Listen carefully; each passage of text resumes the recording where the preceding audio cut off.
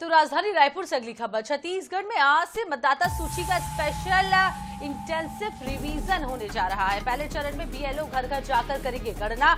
4 दिसंबर तक चलेगी घर घर गणना की प्रक्रिया। मतदाता सूची का प्रकाशन जो है 9 दिसंबर को किया जाएगा।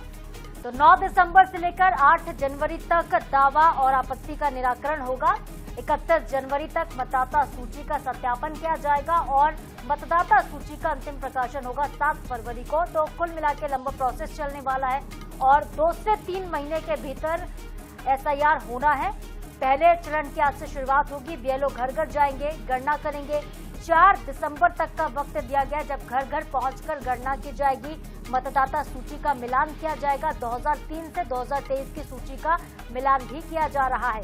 31 जनवरी तक मतदाता सूची का सत्यापन होगा। मतदाता सूची का अंतिम प्रकाशन होगा 7 फरवरी को।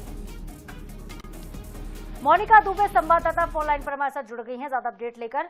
मोनिका, आज से एसआईआर के लिए प्रक्रिया शुरू हो रही है। किस तरीके से आगे काम चलने वाला है एसआईआर को लेकर? क्या कुछ तैयारियां की गई हैं आज, क्योंकि बीएलओ घर घर पहुंचने वाले हैं? जी बिल्कुल, देखिए छत्तीसगढ़ में आज से मतदाता सूची का जो एसआईआर है वो होगा, यानी कि स्पेशल इंटेंसिव रिवीजन। पहले चरण में जो बीएलओ हैं वो घर घर जाकर जो गणना है वो करने वाले हैं। 4 दिसंबर तक घर घर गणना की जो पूरी प्रक्रिया है वो की जाएगी। मतदाता सूची का प्रकाशन 9 दिसंबर को किया जाएगा, क्योंकि 4 दिसंबर तक जो गणना है उसकी प्रक्रिया पूरी होने के बाद उस पर पूरी निगरानी रखने के बाद मतदाता सूची का जो प्रकाशन है वो किया जाएगा। इसका पूरा जो ब्यौरा है वह बीएलओ घर घर जाकर गणना के साथ देंगे। 9 दिसंबर से 8 जनवरी तक दाव आपत्ति का निराकरण होगा, यानी कि अगर किसी भी प्रकार की आपत्ति कोई दर्ज कराता है, दाव आपत्ति दर्ज कराता है, तो उसका निराकरण 9 दिसंबर से 8 जनवरी तक कर लिया जाएगा। और 31 जनवरी तक मतदाता सूची का सत्यापन होगा, यानी कि 31 जनवरी तक जो मतदाता सूची निकाले जाएंगे उसे सत्यापित किए जाएंगे और मतदाता सूची का जो अंतिम प्रकाशन है वो 7 फरवरी को होगा। तो कुल मिलाकर आज बेहद ही खास दिन है, क्योंकि आज से छत्तीसगढ़ में मतदाता सूची का जो एसआईआर है वो होने वाला है।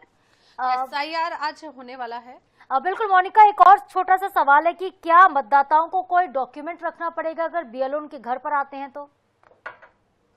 जी बिल्कुल, देखिए क्योंकि जिस तरीके से वोट को चोरी को लेकर लगातार बात कही जा रही थी, उसके बाद लगातार इस मामले पर संज्ञान लेने की भी बात कही गई थी। ऐसे में एसआईआर कराने की जो एक प्रक्रिया है वो की जा रही है और एसआईआर के साथ सारे जो डॉक्यूमेंट्स हैं वो चेक किए जाएंगे। पुराने वोटर लिस्ट से नए वोटर लिस्ट का मिलान जो है वो भी किया जाएगा। साथ ही साथ ये भी चेक किया जाएगा कि अगर इस दौरान जो वोटर लिस्ट में जिनके नाम हैं कहीं उनकी मृत्यु तो नहीं हो गई, या कहीं ऐसा भी होता है कि राज्य से बाहर भी या देश से बाहर चले जाने के बाद। अच्छा ठीक है मोनिका, नजरें आप बनाए रखिएगा। फिलहाल आपका बहुत शुक्रिया तमाम जानकारी के लिए।